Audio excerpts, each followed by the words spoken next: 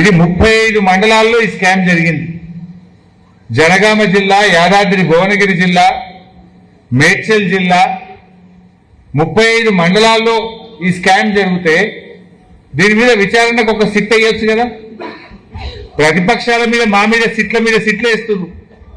KCR గారినో BRS party నాయకులను ఇబ్బంది పెట్టడానికి మా మీద మాత్రం సిట్ల వేస్తున్నారు. ప్రతిపక్షాల మీద కమిషన్లు వేస్తున్నారు.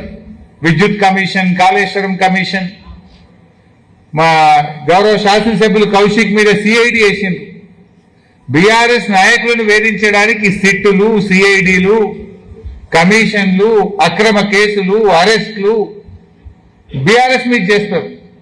ఇవాళ రాష్ట్ర ప్రభుత్వ ఖజానాకే చిల్లు కొడతా ఉంటే, ఖజానాను కొల్లగొడతా ఉంటే, 35 మండలాల్లో స్కామ్ జరిగితే దీన్ని ఇప్పటి వరకు బయటకు ఎందుకు తీయడం లేదు?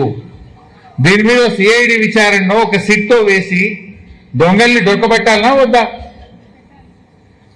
ఏం చేస్తున్నారు? సింపుల్ గా 35 మండలాల్లో కేసు జరిగితే 48 మంది మీద ఎఫ్ఐఆర్ చేసిండ్రు.